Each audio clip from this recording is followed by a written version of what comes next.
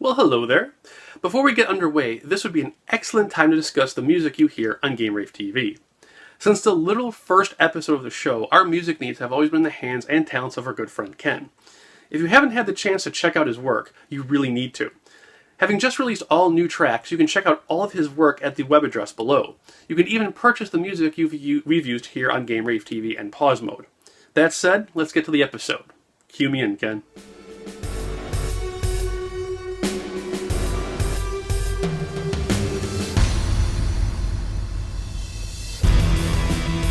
These days, video game soundtracks are all over the place.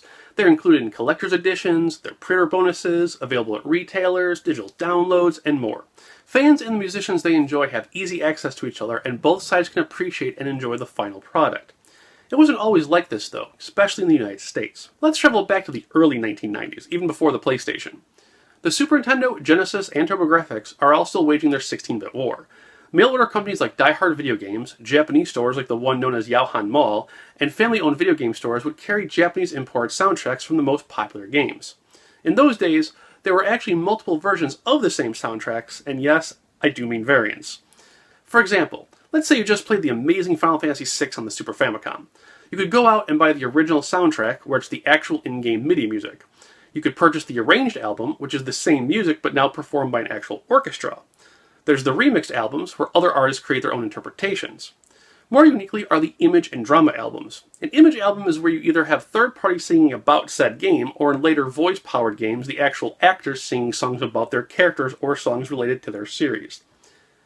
Drama CDs were essentially the podcasts of the CD era. These were separate stories or skits performed verbally and sold as a separate product. Oftentimes they are more comical, but the humor is lost if you don't understand Japanese. During that time in America, the idea of a music CD, or at least a sampler CD, was fairly uncommon. While they were sprinkled here and there inside the boxes of Killer Instinct or Comic Zone, it just really wasn't a viable option for the American consumer. Then, CD-based systems started coming out, and soundtracks began to gain a foothold. The Sega CD included a sampler of both music and CD plus graphics discs, while the Jaguar CD included the soundtrack to Tempest 2000. The Sega Saturn had a promotional music CD, but it really wasn't until Sony did something extraordinary that gaming music CDs really hit the mainstream. They made it the flagship of the system. When you pre-ordered the launch day PlayStation, you got the Hear It Now, Play It Later disc, a music sampler CD by day and a developer's demo by night. The demo provided the foothold and angle that made people truly realize that gaming was going to become multimedia, where the other decks had failed. As time went on, the PlayStation became host to three main categories of music CDs, with a bonus fourth category that regretfully we can't really count, but more on that later. The first category is the most obvious one, the pack-in disc. Games like Rhapsody, Final Fantasy Anthology, Lunar, etc. Whether being an early adopter with a first print run, part of a labeled collector's edition, or just a nice added bonus, these are the tunes you got no matter what. They're also the easiest of these categories to collect, since you're basically getting them by default. Our second category leads us to the bonus category, specifically pre-order bonuses or pack-in bonuses when included with something other than the game. Great examples here would be the PlayStation Magazine gifting of the MTV Music Generator sampler, or like the pre-order bonuses from Nightmare Creatures and Road Rash Jailbreak. These can be a bit on the harder side to track down, thanks to most people either keeping them, losing them, or tossing them. Some can be full soundtracks, while others are just samplers. Your miles will vary based on what you're looking for. The final category is the full-fledged retail releases. I still remember the first time I saw a retail soundtrack. It was not only exciting, but held promise for the future appreciation of the art. Scooping up Square RPG soundtracks, snagging the excellent score for Medal of Honor Underground, and of course, Wipeout XL.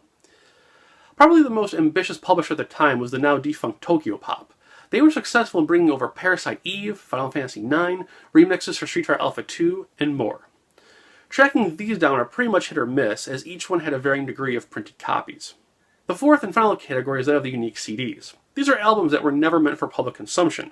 Instead, gift items given to employees of a company or for miscellaneous reasons. These would be almost impossible to try and sort or figure out, as there would only be word of mouth and employee recorded history to rely on.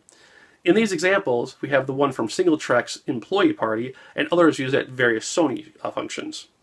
As time goes on, we'll be posting many, any, and all stateside published soundtracks we come across to Game-Rave's website for archival purposes. It's a wonderful little niche part of the overall PlayStation scene, but from a collecting standpoint could prove the most daunting. On a final modern note, you can find even more of your favorite soundtracks online, including sites like Bandcamp. Fan favorite Skull Monkeys and classic Doom and Final Doom have their soundtracks readily available for purchase, among others. These would make a great starting point to see if you're willing to start hunting down the physical ones. If you're looking to see if your favorite game had a soundtrack released here in America, regardless of the country of origin, head over to the Video Game Music Database and get lost in a sea of tunes, songs, harmonies, and more. We'll have the link below in the comments section. Alright guys, that does it for this week. Do you have a favorite soundtrack or game level music? Post your favorites in the comments below and let's get the discussion going. Otherwise, subscribe, like, and we'll see you next episode. And as always, play, laugh, love. Take care. Really?